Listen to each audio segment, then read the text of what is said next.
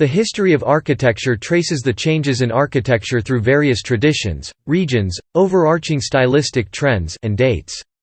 The beginnings of all these traditions is thought to be humans satisfying the very basic need of shelter and protection. The term architecture generally refers to buildings, but in its essence is much broader, including fields we now consider specialized forms of practice, such as urbanism, civil engineering, naval, military, and landscape architecture.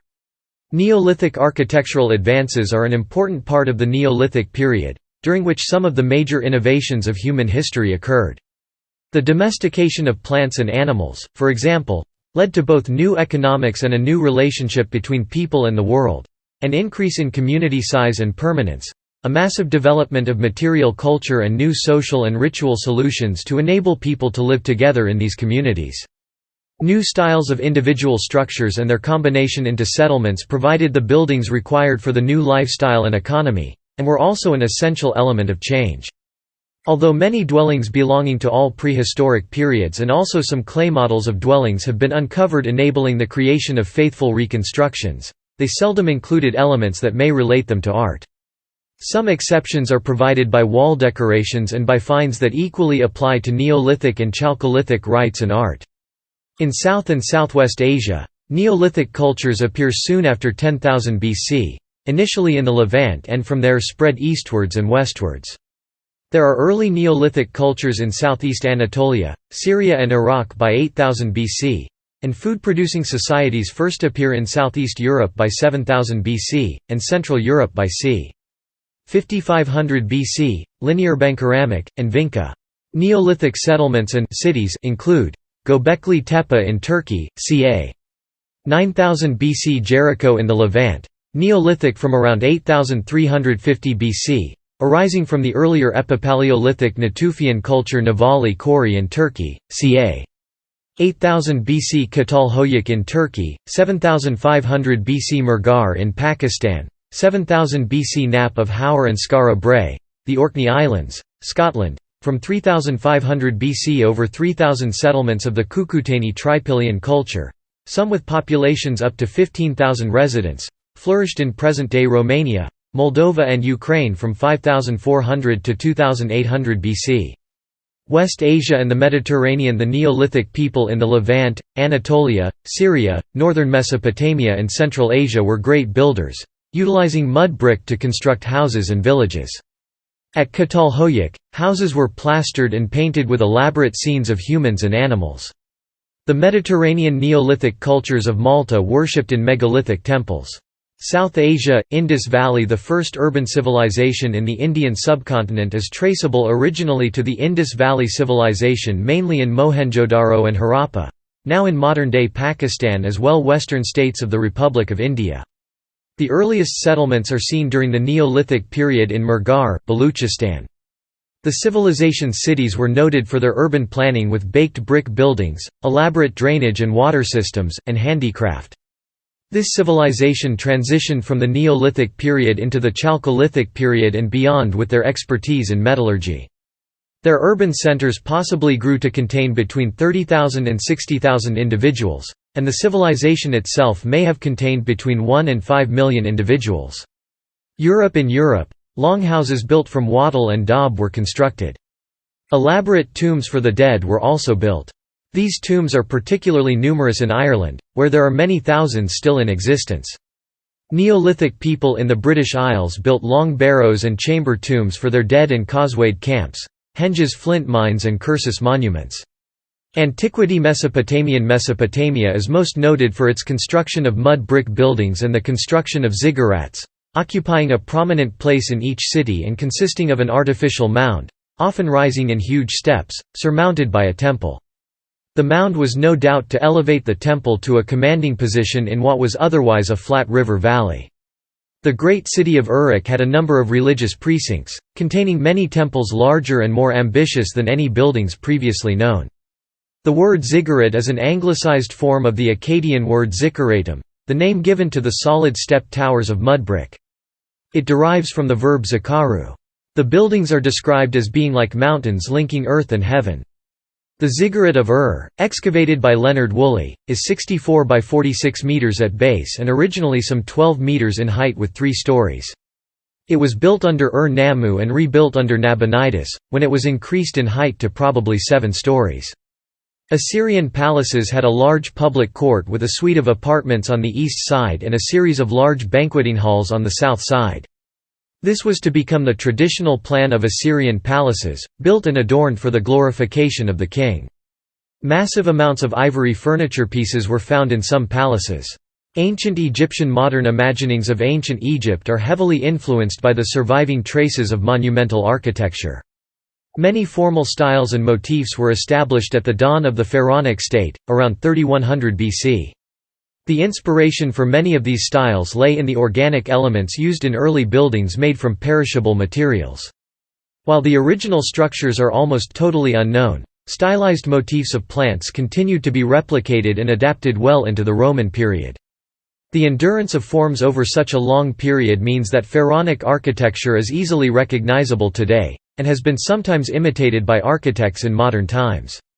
The ancient Egyptians believed in the afterlife. They also believed that in order for their soul to live eternally in their afterlife, their bodies would have to remain intact for eternity. So, they had to create a way to protect the deceased from damage and grave robbers. This way, the mastaba was born. These were adobe structures with flat roofs, which had underground rooms for the coffin, about 30 meters down. Imhotep, an ancient Egyptian priest and architect, had to design a tomb for the pharaoh Djoser. For this, he placed 5 mastabas, one above the next, this way creating the first Egyptian pyramid, the Pyramid of Djoser at Saqqara. The most iconic ancient Egyptian buildings are the pyramids. They were built during the Old and Middle Kingdoms. The most imposing one was the Great Pyramid of Giza, made for Pharaoh Khufu in circa 2589–2566 BC. The ancient Egyptian pyramids were built with precision, their massive stones so finely joined that the edge of a knife cannot fit between them. The stone blocks were held together by mortar, and the entire structure was covered with highly polished white limestone, with their tops topped in gold. What we see today is actually the core structure of the pyramid. Despite being highly associated with the ancient Egyptians, pyramids have been built by other civilizations too, like the Mayans or the Aztecs. Due to the lack of resources and a shift in power towards priesthood, ancient Egyptians steeped away from pyramids, and temples became the focal point of cult construction. Just like the pyramids, ancient Egyptian temples were also spectacular and monumental. They evolved from small shrines to large complexes, and by the New Kingdom they have become massive stone structures consisting of halls and courtyards. Ancient Egyptian temples in general consisted of 4 parts: the entrance with a massive pylon, a peristyle courtyard, a hypostyle hall, and a sanctuary. The pylons had about 40 meters. In front of them were obelisks and sculptures of the pharaoh.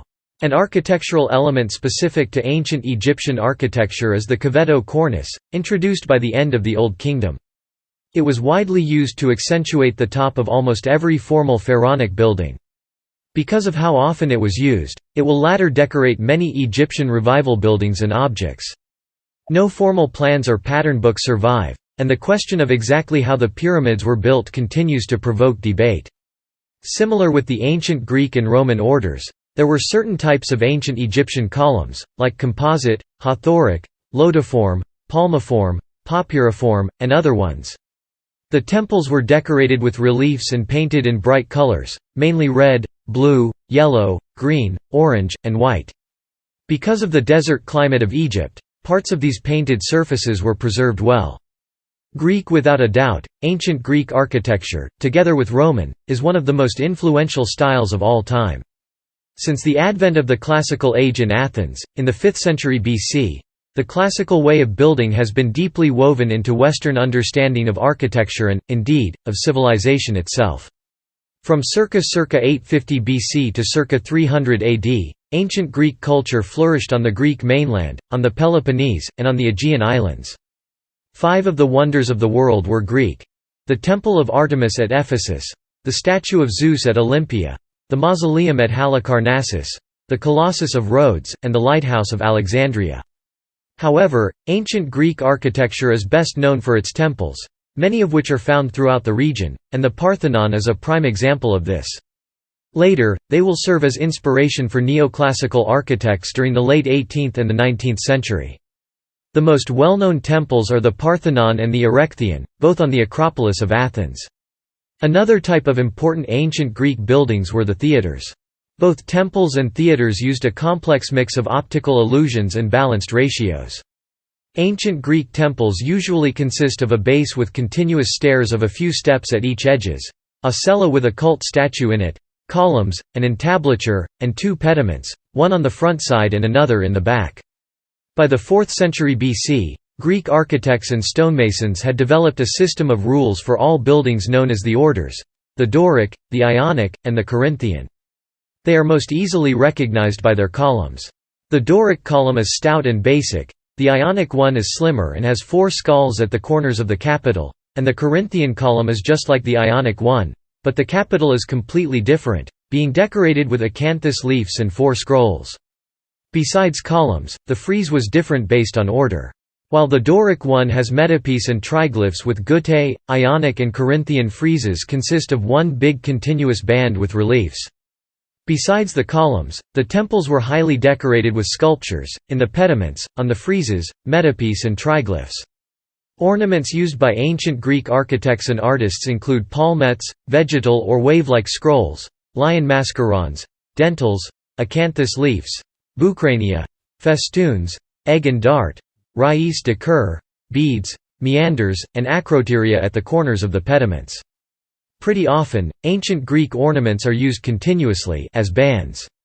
They will later be used in Etruscan, Roman and in the post-medieval styles that tried to revive Greco-Roman art and architecture, like Renaissance, Baroque, Neoclassical etc.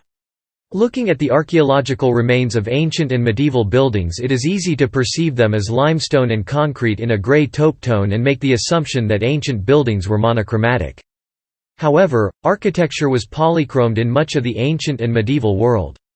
One of the most iconic ancient buildings, the Parthenon in Athens, had details painted with vibrant reds, blues and greens. Besides ancient temples, medieval cathedrals were never completely white. Most had colored highlights on capitals and columns. This practice of coloring buildings and artworks was abandoned during the early Renaissance. This is because Leonardo da Vinci and other Renaissance artists, including Michelangelo, promoted a color palette inspired by the ancient Greco-Roman ruins, which because of neglect and constant decay during the Middle Ages, became white despite being initially colorful. The pigments used in the ancient world were delicate and especially susceptible to weathering. Without necessary care, the colors exposed to rain, snow, dirt, and other factors, vanished over time, and this way ancient buildings and artworks became white, like they are today and were during the Renaissance. The architecture of ancient Rome has been one of the most influential in the world. Its legacy is evident throughout the medieval and early modern periods, and Roman buildings continue to be reused in the modern era in both new classical and postmodern architecture. It was particularly influenced by Greek and Etruscan styles. A range of temple types was developed during the Republican years, modified from Greek and Etruscan prototypes. Wherever the Roman army conquered, they established towns and cities, spreading their empire and advancing their architectural and engineering achievements. While the most important works are to be found in Italy, Roman builders also found creative outlets in the western and eastern provinces, of which the best examples preserved are in modern-day North Africa, Turkey, Syria and Jordan. Surpassing most civilizations of their time, the Romans have developed new engineering skills, architectural techniques and materials. Among the many Roman architectural achievements were domes, which were created for temples, baths, villas, palaces and tombs. The most well-known example is the one of the Pantheon in Rome, being the largest surviving Roman dome and having a large oculus at its center.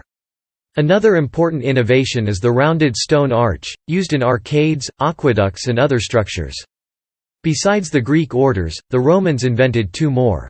The Tuscan order was influenced by the Doric, but with unfluted columns and a simpler entablature with no triglyphs or guttae, while the Compsoite was a mixed order, combining the volutes of the Ionic order capital with the acanthus leaves of the Corinthian order.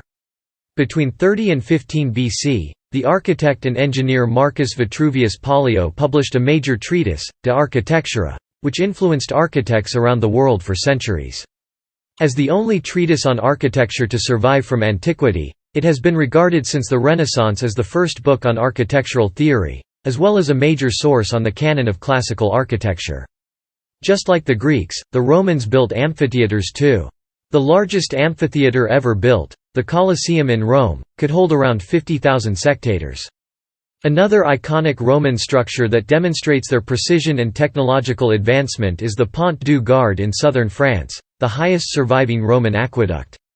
Americas from over 3,000 years before the Europeans discovered America. Complex societies had already been established across North, Central and South America. The most complex ones were in Mesoamerica, notably the Mayans, the Olmecs and the Aztecs, but also Incas in South America. Although knowledge of astronomy and engineering was limited, structures and buildings were often aligned with astronomical features or with the cardinal directions.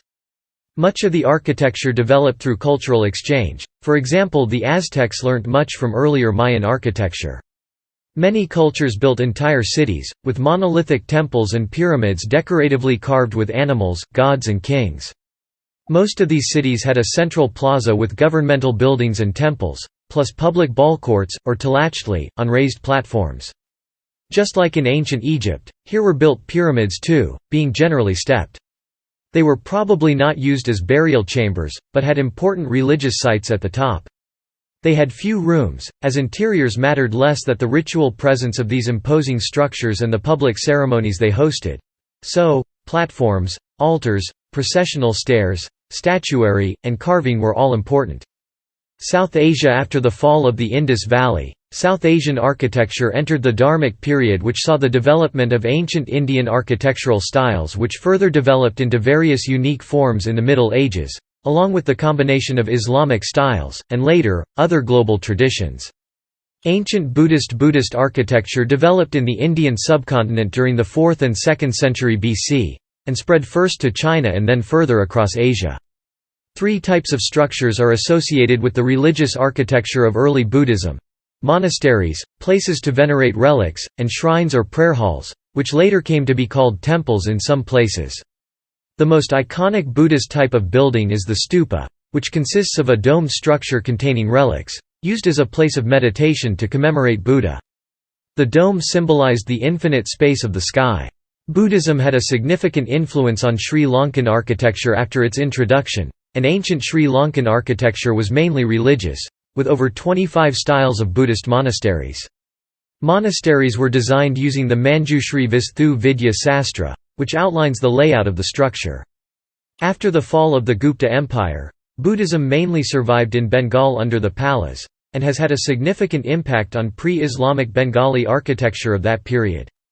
Ancient Hindu across the Indian subcontinent. Hindu architecture evolved from simple rock-cut cave shrines to monumental temples.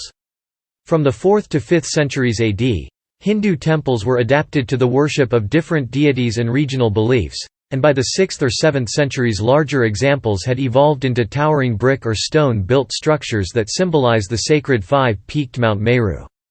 Influenced by early Buddhist stupas, the architecture was not designed for collective worship, but had areas for worshippers to leave offerings and perform rituals. Many Indian architectural styles for structures such as temples, statues, homes, markets, gardens and planning are as described in Hindu texts. The architectural guidelines survive in Sanskrit manuscripts and in some cases also in other regional languages. These include the Vastu Shastras, Shilpa Shastras, the Brihat Samhita, architectural portions of the Puranas and the Agamas, and regional texts such as the Manasara among others. Since this architectural style emerged in the classical period, it has had a considerable influence on various medieval architectural styles like that of the Gurjaras, Dravidians, Deccan, Odiyas, Bengalis, and the Assamese. Maru Gurjara. This style of North Indian architecture has been observed in Hindu as well as Jain places of worship and congregation.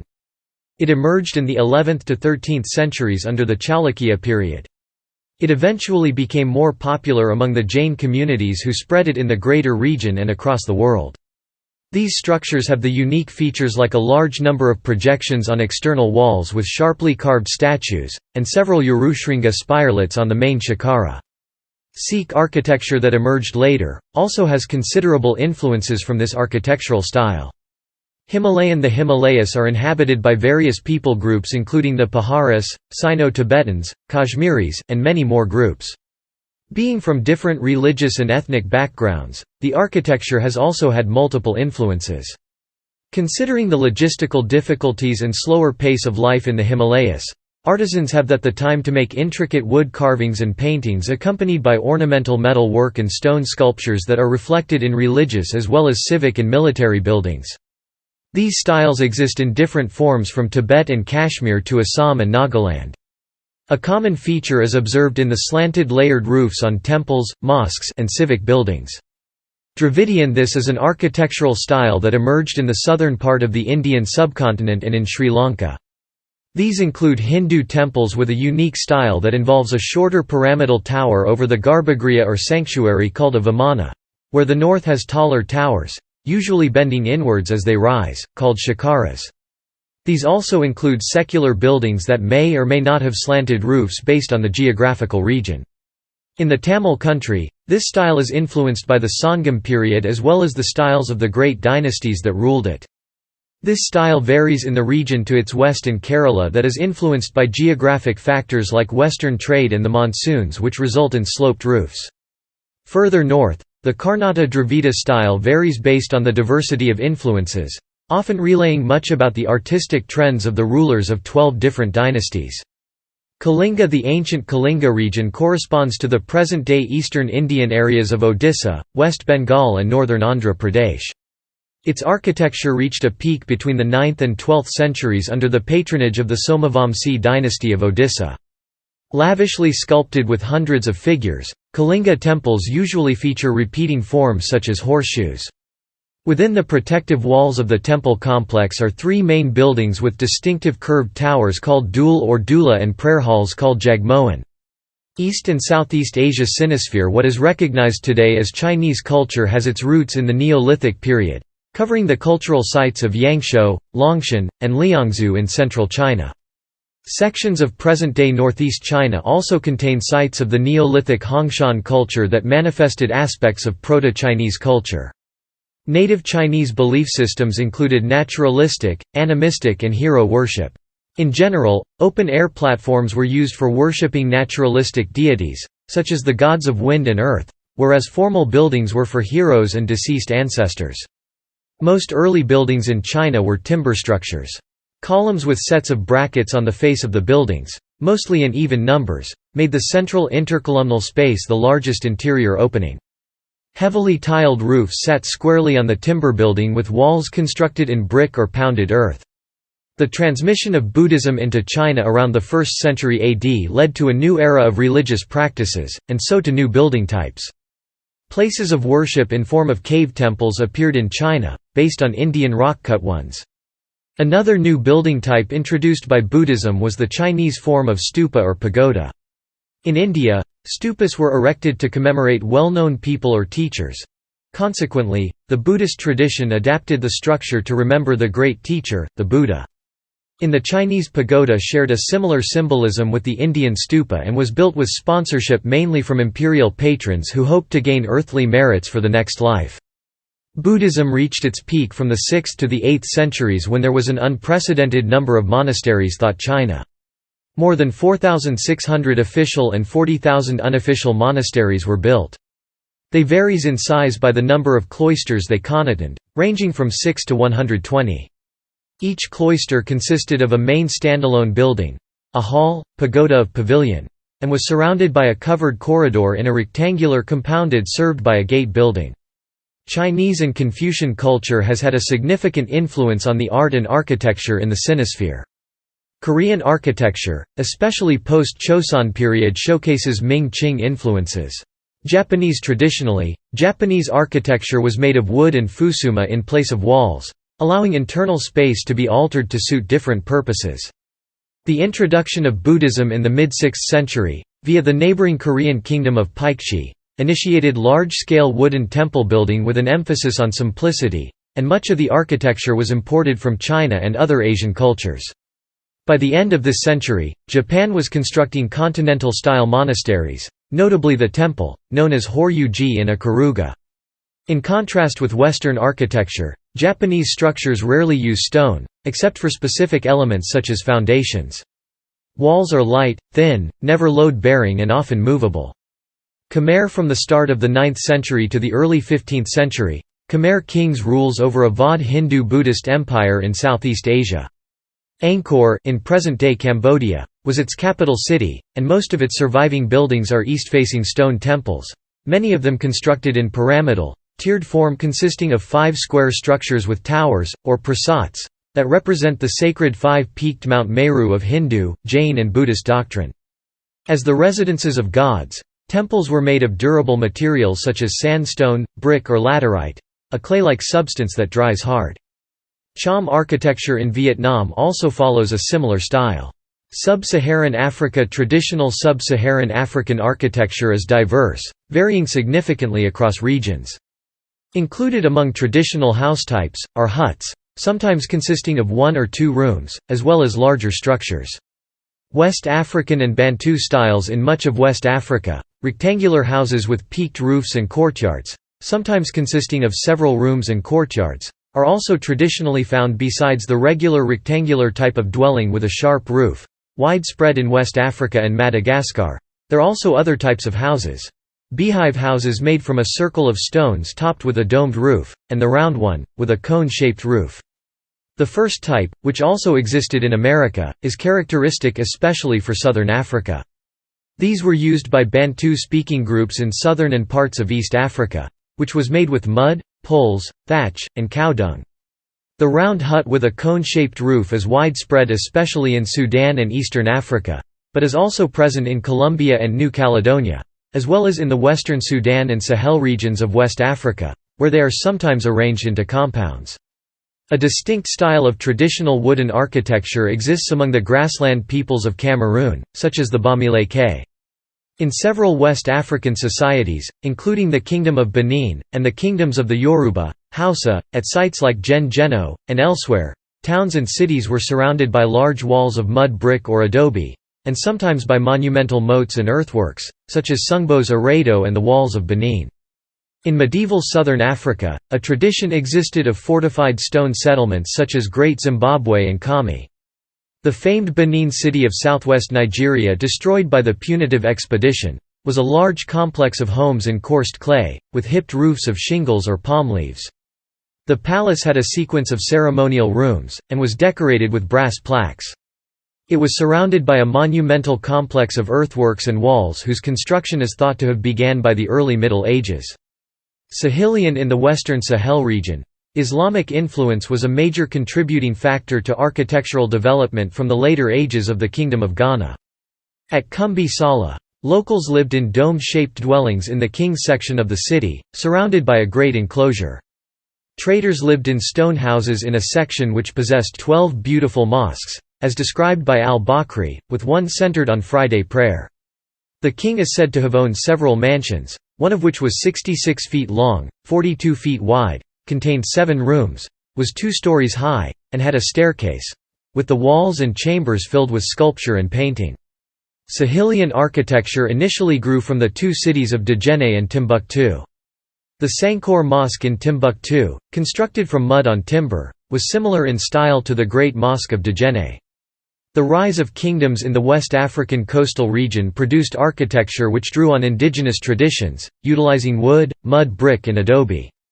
Though later acquiring Islamic influences, the style also had roots in local pre-Islamic building styles, such as those found in ancient settlements like Gen-Geno, Dia, Mali, and Dar Tichet, some of which employed a traditional Sahelian style of cylindrical mud brick.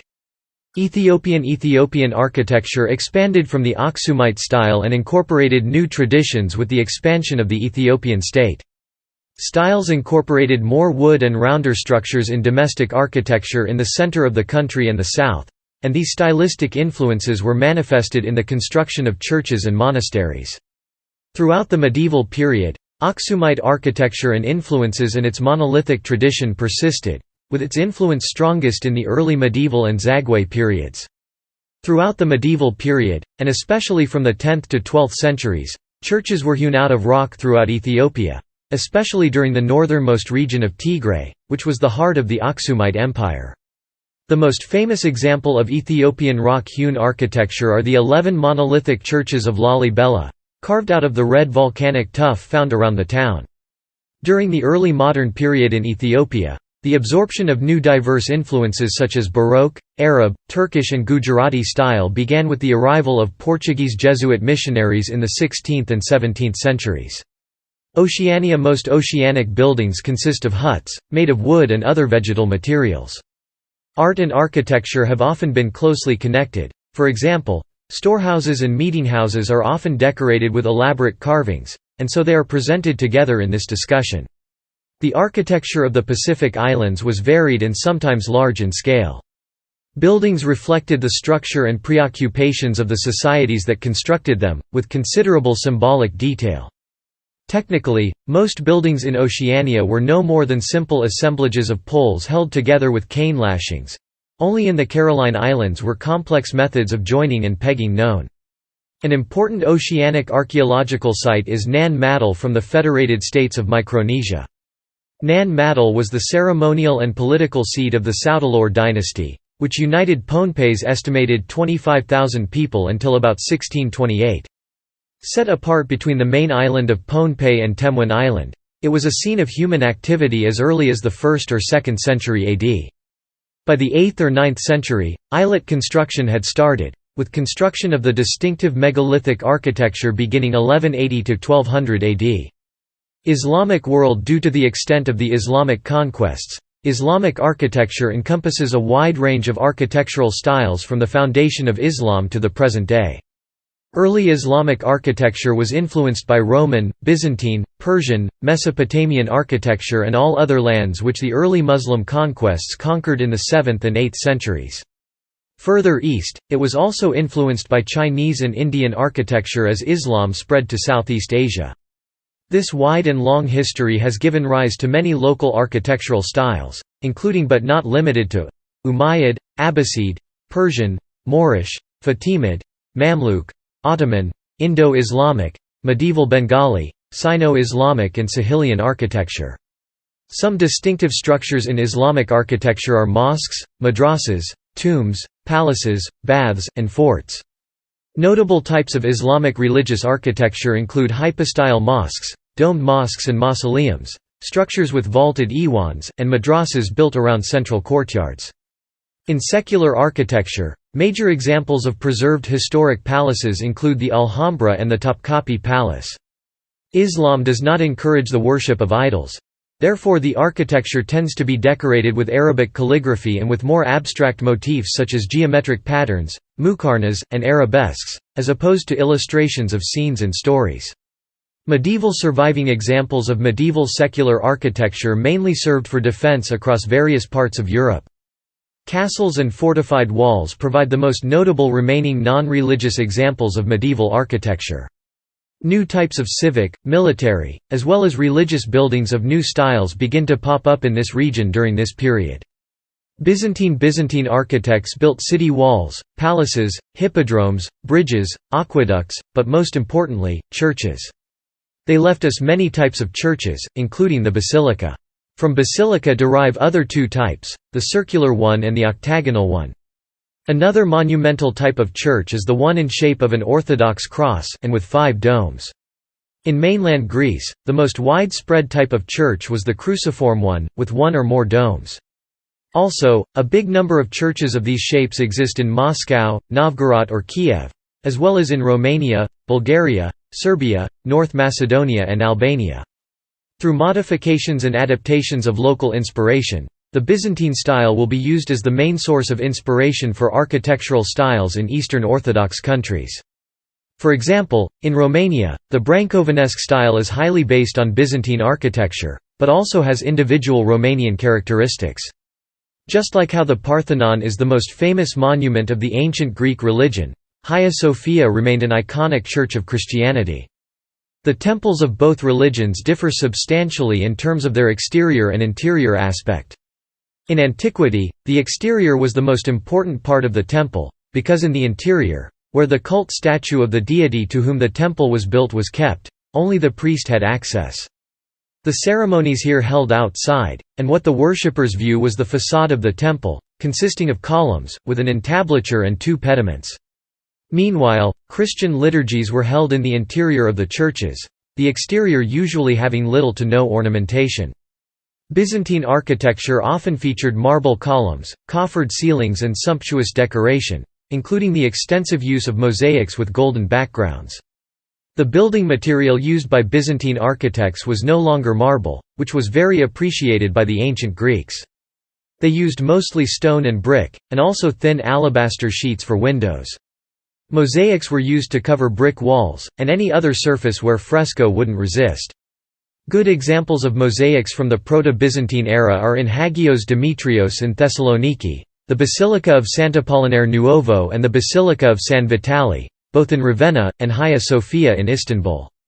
Romanesque. The term, Romanesque, is rooted in the 19th century, when it was coined to describe medieval churches built from the 10th to 12th century, before the rise of steeply pointed arches, flying buttresses and other Gothic elements. For 19th-century critics, the Romanesque reflected the architecture of stonemasons who evidently admired the heavy barrel vaults and intricate carved capitals of the ancient Romans, but whose own architecture was considered derivative and degenerate, lacking the sophistication of their classical models.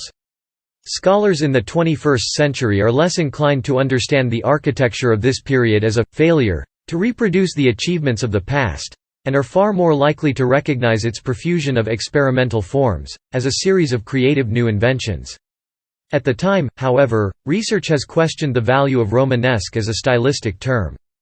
On the surface, it provides a convenient designation for buildings that share a common vocabulary of rounded arches and thick stone masonry, and appear in between the Carolingian revival of classical antiquity in the 9th century and the swift evolution of Gothic architecture after the second half of the 12th century. One problem, however, is that the term encompasses a broad array of regional variations, some with closer links to Rome than others. It should also be noted that the distinction between Romanesque architecture and its immediate predecessors and followers is not at all clear. There is little evidence that medieval viewers were concerned with the stylistic distinctions that we observe today, making the slow evolution of medieval architecture difficult to separate into neat chronological categories. Nevertheless, Romanesque remains a useful word despite its limitations, because it reflects a period of intensive building activity that maintains some continuity with the classical past, but freely reinterpreted ancient forms in a new distinctive manner. Gothic architecture began with a series of experiments, which were conducted to fulfill specific requests by patrons and to accommodate the ever-growing number of pilgrims visiting sites that housed precious relics. Pilgrims in the High Middle Ages increasingly traveled to well-known pilgrimage sites, but also to local sites where local and national saints were reputed to have performed miracles. The churches and monasteries housing important relics therefore wanted to heighten the popularity of their respective saints and build appropriate shrines for them. These shrines were not merely gem-encrusted reliquaries, but more importantly took the form of powerful architectural settings characterized by colored light emitting from the large areas of stained glass. The use of stained glass, however, is not the only defining element of Gothic architecture, and neither are the pointed arch, the ribbed vault, the rose window or the flying buttress, as many of these elements were used in one way or another in preceding architectural traditions. It was rather the combination and constant refinement of these elements, along with the quick response to the rapidly changing building techniques of the time, that fueled the Gothic movement in architecture.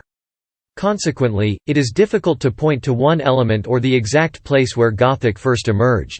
However, it is traditional to initiate a discussion of Gothic architecture with the Basilica of Saint Denis and its patrons, Abbot Suger, who began to rebuild the west front and the choir of the church. As he wrote in his De Administration, the old building could no longer accommodate the large volumes of pilgrims who were coming to venerate the relics of Saint Denis, and the solution for this twofold: a west façade with 3 large portals and the innovative new choir, which combined an ambulatory with radiating chapels that were unique as they were not separated by walls. Instead, a row of slim columns was inserted between the chapels and the choir arcade to support the rib vaults. The result enabled visitors to circulate around the altar and come within reach of the relics without actually disrupting the altar space, while also experiencing the large stained glass windows within the chapels. As confirmed by Suger, The desire for more stained glass was not necessarily to bring more daylight into the building but rather to fill the space with a continuous ray of colorful light, rather like mosaics or precious stones, which would make the wall vanish. The demand for ever more stained glass windows and the search for techniques that would support them are constant throughout the development of Gothic architecture, as is evident in the writings of Sugar, who was fascinated by the mystical quality of such lighting. The architectural history of Russia is conditioned by Orthodox Eastern Europe, unlike the West, yet similarly, if tenuously, linked with the traditions of classical antiquity. It has experienced from time to time westernizing movements that culminated in the comprehensive reforms of Peter the Great. From prehistoric times the material of vernacular Russian architecture was wood. Byzantine churches and the architecture of Kievan Rus were characterized by broader, flatter domes without a special framework erected above the drum. In contrast to this ancient form, each drum of a Russian church is surmounted by a special structure of metal or timber, which is lined with sheet iron or tiles. Some characteristics taken from the Slavic pagan temples are the exterior galleries and the plurality of towers. Brancovanesque. The Brancovanesque style is a style in medieval Romanian art and architecture, more specifically in Wallachia during the reign of Constantine Brancovanu. Brancovanesque buildings are characterized by the use of gazebo-like porticos, trilobate or kokoshnik arches, columns with twisted flutings, and ceramic or metallic tile roof. The main ornament used for decoration are the interlace and the rinso. Some of the features of Brancovanesque architecture derive from Byzantine and Ottoman architecture, and some can also be found in medieval Russian architecture. Churches usually have minimalistic facades with reliefs, most churches being white, while some have elaborate paintings on the facades, or brickwork. The walls of their interiors are filled with Byzantine-style frescoes. Above their main door there is a pizzani, which is an inscribed stone plaque. The inscription usually includes a religious invocation, the name of the founder or founders, the date of construction, the motivation of the building, the circumstances of the time and other data. Renaissance. During the Renaissance, Italy wasn't a big country, like today, consisting of many states. An intense rivalry between them generated an increase in technical and artistic developments. The Medici family, an Italian banking family and political dynasty, is notorious for its financial support of Renaissance art, science, and architecture, notably for the construction of St. Peter's Basilica and the Santa Maria del Fiore among many other things. The period began in around 1452. When the architect and humanist Leon Battista Alberti completed his treatise De Re Edificatoria after studying the ancient ruins of Rome and Vitruvius's De Architectura. His writings covered numerous subjects, including history, town planning, engineering, sacred geometry, humanism and philosophies of beauty, and set out the key elements of architecture and its ideal proportions. In the last decades of the 15th century, artists and architects began to visit Rome to study the ruins, especially the Colosseum and the Pantheon. They left behind precious records of their studies in the form of drawings. While humanist interest in Rome had been building up over more than a century, antiquarian considerations of monuments had focused on literary, epigraphic and historical information rather than on the physical remains. Although some artists and architects, such as Filippo Brunelleschi, Donatello and Leon Battista Alberti, are reported to have made studies of Roman sculpture and ruins, almost no direct evidence of this work survives. By the 1480s, prominent architects, such as Francesco di Giorgio and Giuliano da Sabgallo, were making numerous studies of ancient monuments, undertaken in ways that demonstrated that the process of transforming the model into a new design had already begun. In many cases, drawing ruins in their fragmentary state necessitated a leap of imagination, as Francesco himself readily admitted in his annotation to his reconstruction of the Campidoglio, noting, "Largely imagined by me, since very little can be understood from the ruins." Soon, grand buildings were constructed in Florence using the new style, like the Pazzi Chapel or the Palazzo Pitti. The Renaissance begun in Italy, but slowly spread to other parts of Europe, with varying interpretations. Since Renaissance art is an attempt of reviving ancient Rome's culture, it uses pretty much the same ornaments as the ancient Greek and Roman. However, because most if not all resources that Renaissance artists had were Roman, Renaissance architecture and applied arts widely use certain motifs and ornaments that are specific to ancient Rome. The most iconic one is the margent, a vertical arrangement of flowers, leaves or hanging vines, used at pilasters. Another ornament associated with the Renaissance is the round medallion, containing a profile of a person, similar with ancient cameos. Renaissance, Baroque, Rococo, and other post-medieval styles use putti much more often compared to Greco-Roman art and architecture. An ornament reintroduced during the Renaissance, that was of ancient Roman descent, that will also be used in later styles, is the cartouche, an oval or oblong design with a slightly convex surface, typically edged with ornamental scrollwork. Worldwide Baroque. The Baroque emerged out of the Counter-Reformation as an attempt by the Catholic Church in Rome to convey its power and to emphasize the magnificence of God. The Baroque and its late variant the Rococo were the first truly global styles in the arts.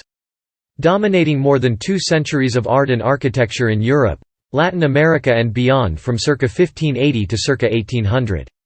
Born in the painting studios of Bologna and Rome in the 1580s and 1590s, and in Roman sculptural and architectural ateliers in the 2nd and 3rd decades of the 17th century, the Baroque spread swiftly throughout Italy, Spain and Portugal, Flanders, France, the Netherlands, England, Scandinavia, and Russia, as well as to Central and Eastern European centers from Munich to Vilnius. The Portuguese, Spanish and French empires and the Dutch trading network had a leading role in spreading the two styles into the Americas and colonial Africa and Asia, to places such as Lima, Mozambique, Goa and the Philippines.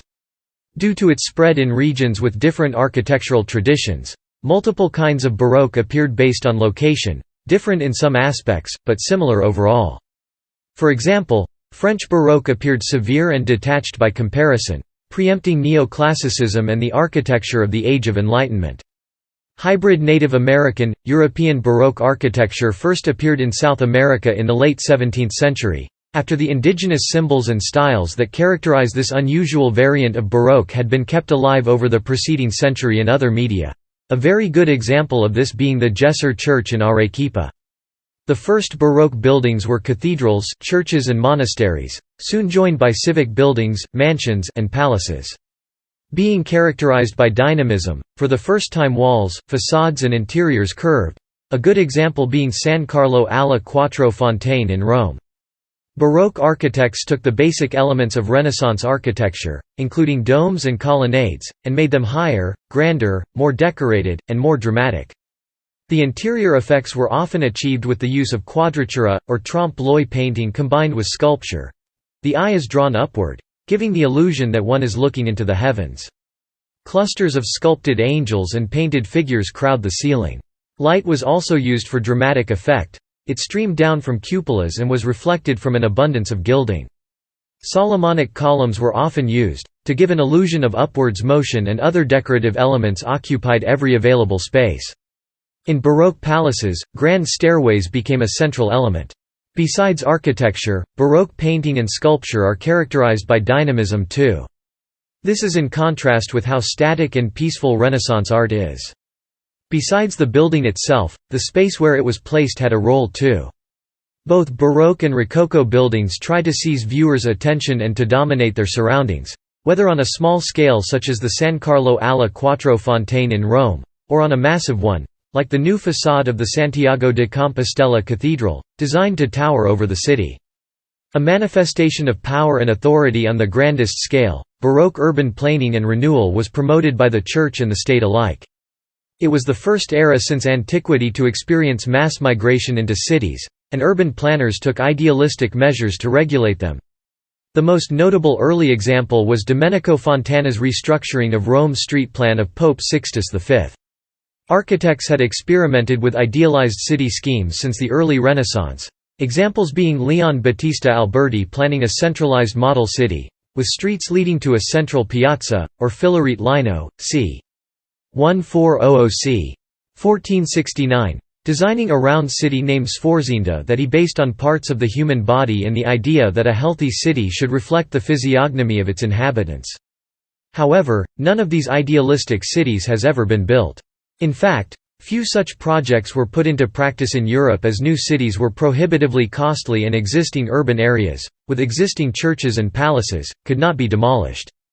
Only in the Americas, where architects often had a clean space to work with, were such cities possible, as in Lima or Buenos Aires. The earliest Baroque ideal city is Zamość, built northeast of Krakow by the Italian architect Bernardo Morando, being a centralized town focusing on a square with radiating streets. Where entire cities could not be rebuilt, patrons and architects compensated by creating spacious and symmetrical squares, often with avenues and radiating out at perpendicular angles and focusing on a fountain, statue or obelisk. A good example of this is the Place des Vosges, commissioned by Henry IV probably after plans by Baptiste du Cerceau. The most famous Baroque space in the world is Gian Lorenzo Bernini's Street Peter's Square in Rome. Similar with ideal urban planning, Baroque gardens are characterized by straight and readapting avenues, with geometric spaces. Rococo. The name Rococo derives from the French word rocaille, which describes shell-covered rockwork, and coquille, meaning seashell. Rococo architecture is fancy and fluid, accentuating asymmetry, with an abundant use of curves, scrolls, gilding and ornaments. The style enjoyed great popularity with the ruling elite of Europe during the first half of the 18th century. It developed in France out of a new fashion in interior decoration, and spread across Europe. Domestic Rococo abandoned Baroque's high moral tone, its weighty allegories and its obsession with legitimacy.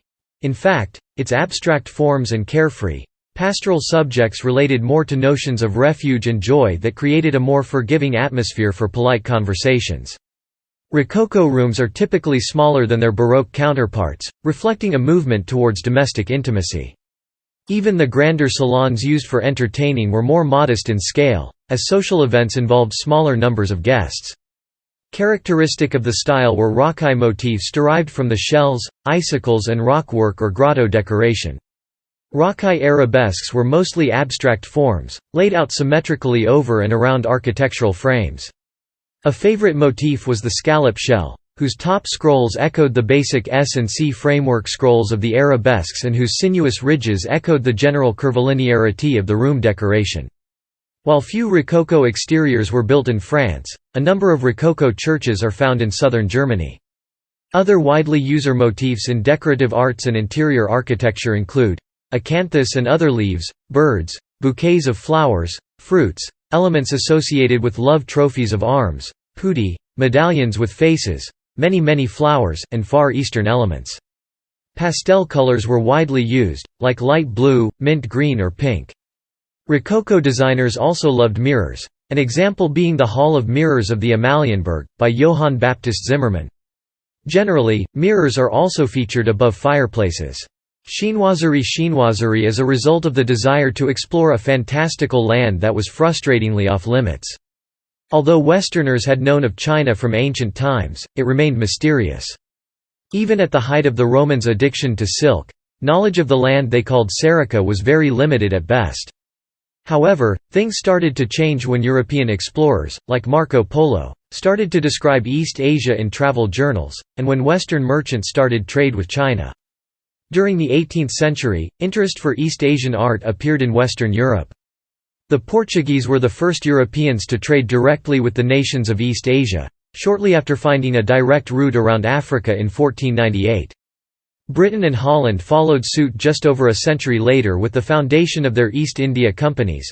Protestant challenges to Portugal's power, and Chinese porcelain, Indian textiles and Japanese lacquers flooded the markets of Amsterdam and London. These items were sought after as objects of prestige, symbolic not only for personal wealth but also of the influence of the nations able to import them. European imaginations were fueled by perceptions of Asia as a place of wealth and luxury, and consequently patrons from emperors to merchants vied with each other in adorning their living quarters with Asian goods and decorating them in Asian styles. Where Asian objects were hard to obtain, European craftsmen and painters stepped up to fill the breach, creating a blend of Rococo forms and authentic Asian figures, motifs and techniques. The vogue for chinoiserie was ubiquitous. Asian-inspired interiors swept over Europe from Sweden to Sicily and flourished in the Americas from New England to New Spain, Brazil to Argentina. A reverse of chinoiserie appeared in China, known as Euroiserie, an example being the Rococo parts of the Old Summer Palace, in present-day Haidian district of Beijing. Return to Classicism. Neoclassicism. Neoclassical architecture focused on ancient Greek and Roman details, plain, white walls and grandeur of scale. Compared to the previous styles, Baroque and Rococo, neoclassical exteriors tended to be more minimalist, featuring straight and angular lines, but being still ornamented. The style's clean lines and sense of balance and proportion worked well for grand buildings and for smaller structures alike. Excavations during the 18th century at Pompeii and Herculaneum, which had both been buried under volcanic ash during the 79 AD eruption of Mount Vesuvius, inspired a return to order and rationality. In the mid-18th century, antiquity was upheld as a standard for architecture as never before. Neoclassicism was a fundamental investigation of the very bases of architectural form and meaning. In the 1750s, an alliance between archaeological exploration and architectural theory started, which will continue in the 19th century. Marc-Antoine Laugier wrote in 1753 that, "Architecture owes all that is perfect to the Greeks." The style was adopted by progressive circles in other countries such as Sweden and Russia. Federal-style architecture is the name for the classicizing architecture built in North America between c. 1780 and 1830, and particularly from 1785 to 1815. This style shares its name with its era, the Federal period. The term is also used in association with furniture design in the United States of the same time period. The style broadly corresponds to the middle-class classicism of Biedermeier style in the German-speaking lands, Regency style in Britain, and to the French Empire style. In Central and Eastern Europe, the style is usually referred to as classicism, while the newer revival styles of the 19th century until today are called neoclassical. Étienne Louis Boullé was a visionary architect of the period. His utopian projects, never built, included a monument to Isaac Newton in the form of an immense dome, with an oculus allowing the light to enter, giving the impression of a sky full of stars. His project for an enlargement of the Royal Library was even more dramatic, with a gigantic arch sheltering the collection of books. While none of his projects were ever built, the images were widely published and inspired architects of the period to look outside the traditional forms. Similar with the Renaissance and Baroque periods, during the neoclassical urban theories of how a good city should be appeared too. Enlightenment writers of the 18th century decried the problems of Paris at that time, the biggest one being big number of narrow medieval streets crowded with modest houses. Voltaire openly criticized the failure of the French royal administration to initiate public works, improve the quality of life in towns, and stimulate the economy. It is time for those who rule the most opulent capital in Europe to make it the most comfortable and the most magnificent of cities. There must be public markets, fountains which actually provide water and regular pavements. The narrow and infected streets must be widened. Monuments that cannot be seen must be revealed and new ones built for all to see. Voltaire insisted in a polemical essay on the embellishments of Paris's in 1749. In the same year, La Font de Saint-Yenne criticized how Louis XIV's great east façade of the Louvre was as all but hidden from views by a dense quarter of modest houses. Voltaire also said that in order to transform Paris into a city that could rival ancient Rome, it was necessary to demolish more than it was to build. Our towns are still what they were, a mass of houses crowded together haphazardly without system, planning or design, Marc-Antoine Laugier complained in 1753. Writing a decade later, Pierre Pat promoted an urban reform in quest of health, social order, and security, launching at the same time a medical and organic metaphor which compared the operations of urban design to those of the surgeons. With bad air and lack of fresh water, its current state was pathological, Pat asserted, calling for fountains to be placed at principal intersections and markets. Squares are recommended promote the circulation of air, and for the same reason houses on the city's bridges should be demolished. He also criticized the location of hospitals next to markets and protested continued burials in overcrowded city churchyards. Besides cities, new ideas of how a garden should be appeared in 18th-century England, making place for the English landscape garden, characterized by an idealized view of nature, and the use of Greco-Roman or Gothic ruins, bridges, and other picturesque architecture, designed to recreate an idyllic pastoral landscape. It was the opposite of the symmetrical and geometrically planned Baroque garden. Revivalism, eclecticism and Orientalism. The 19th century was dominated by a wide variety of stylistic revivals, variations and interpretations. Revivalism in architecture is the use of visual styles that consciously echo the style of a previous architectural era. Modern-day revival styles can be summarized within new classical architecture, and sometimes under the umbrella term traditional architecture. The idea that architecture might represent the glory of kingdoms can be traced to the dawn of civilization, but the notion that architecture can bear the stamp of national character is a modern idea that appeared in the 18th-century historical thinking and given political currency in the wake of the French Revolution. As the map of Europe was repeatedly changing, architecture was used to grant the aura of a glorious past to even the most recent nations. In addition to the credo of universal classicism, two new, and often contradictory, attitudes on historical styles existed in the early 19th century. Pluralism promoted the simultaneous use of the expanded range of style, while revivalism held that a single historical model was appropriate for modern architecture. Associations between styles and building types appeared, for example, Egyptian for prisons, Gothic for churches, or Renaissance revival for banks and exchanges. These choices were the result of other associations: the Pharaohs with death and eternity, the Middle Ages with Christianity, or the Medici family with the rise of banking and modern commerce. Whether their choice was classical, medieval, or Renaissance, all revivalists shared the strategy of advocating a particular style based on national history, one of the great enterprises of historians in the early 19th century. Only one historic period was claimed to be the only one capable of providing models grounded in national traditions, institutions, or values. Issues of style became matters of state. The most well-known revivalist style is the Gothic revival one, that appeared in the mid-18th century in the houses of a number of wealthy antiquarians in England, a notable example being the Strawberry Hill House. German Romantic writers and architects were the first to promote Gothic as a powerful expression of national character, and in turn use it as a symbol of national identity in territories still divided. Johann Gottfried Herder posed the question, "Why should we always imitate foreigners, as if we were Greeks or Romans?" In art and architecture history, the term Orientalism refers to the works of the Western artists who specialized in Oriental subjects, produced from their travels in Western Asia, during the 19th century. In that time, artists and scholars were described as Orientalists, especially in France. In India, during the British Raj, a new style, Indo-Saracenic, was getting developed, which incorporated varying degrees of Indian elements into the Western European style. The churches and convents of Goa are another example of the blending of traditional Indian styles with Western European architectural styles. Most Indo-Saracenic public buildings were constructed between 1858 and 1947, with the peaking at 1880.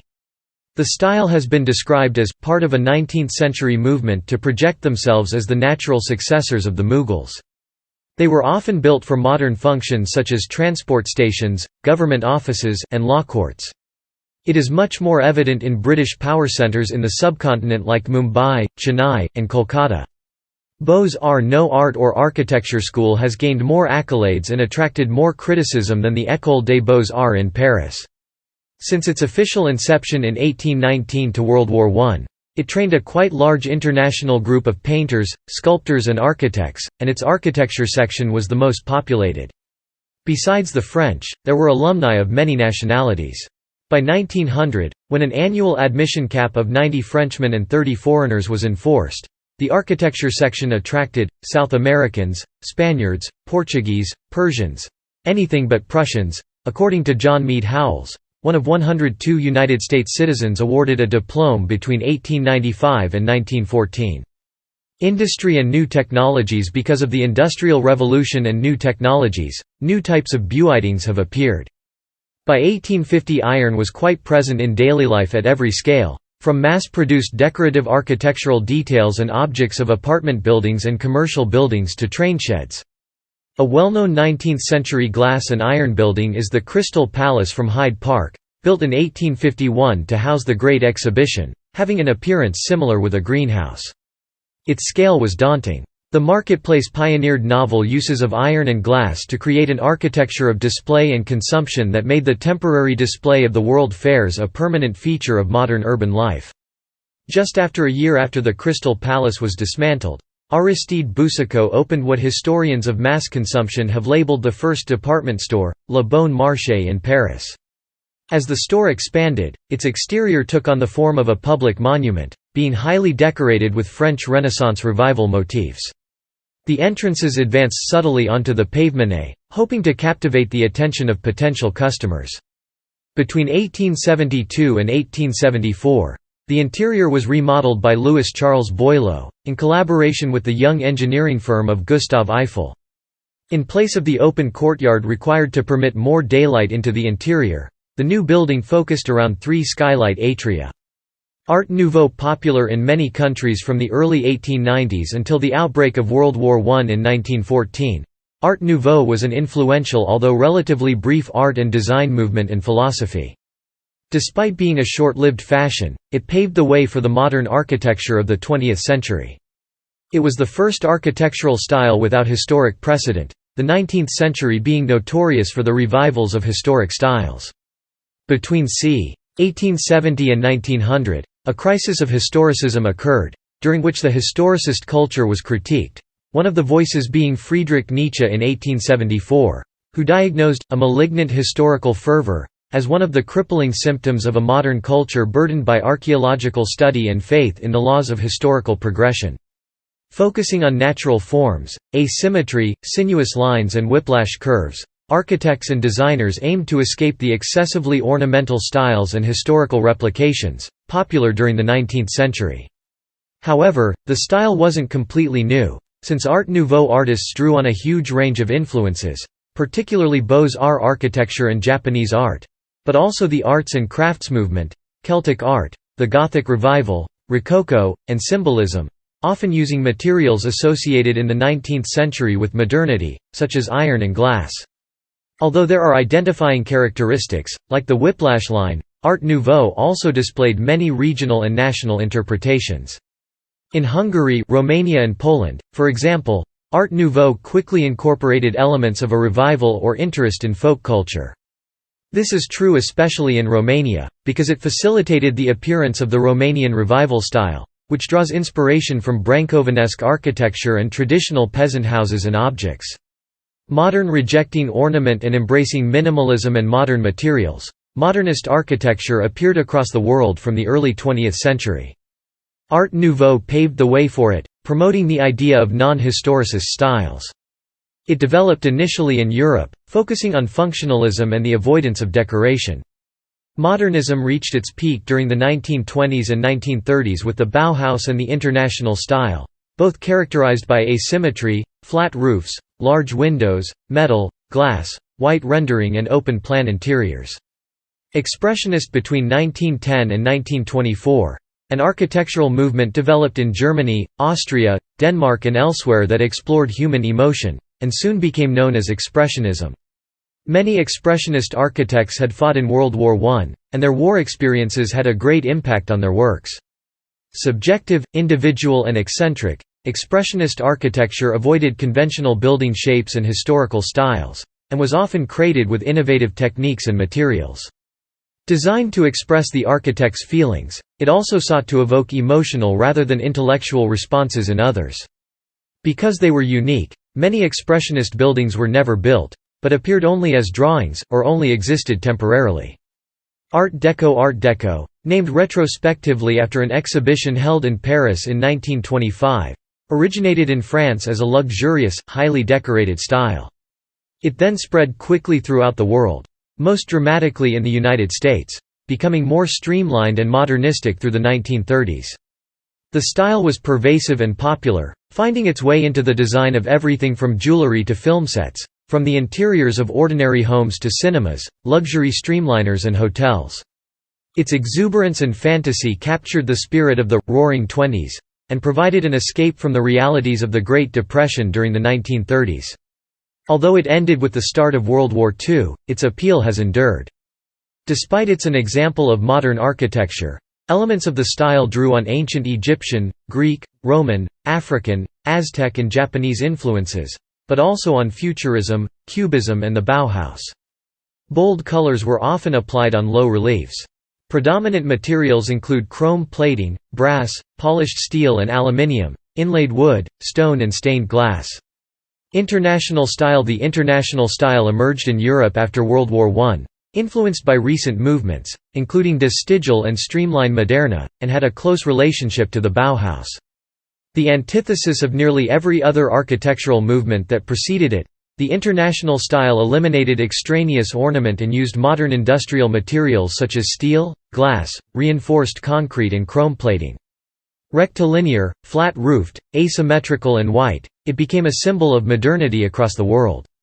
It seemed to offer a crisp, clean, rational future after the horrors of war.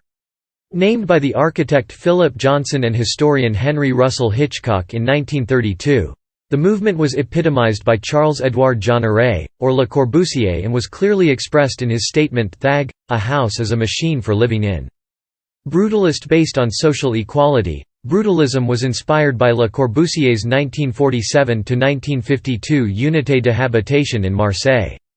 It seems the term was originally coined by Swedish architect Hans Asplund, but Le Corbusier's use of the description béton brut, meaning raw concrete, for his choice of material for the Unité de habitation was particularly influential.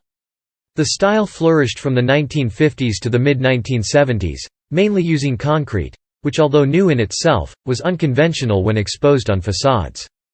Before Brutalism, concrete was usually hidden beneath other materials.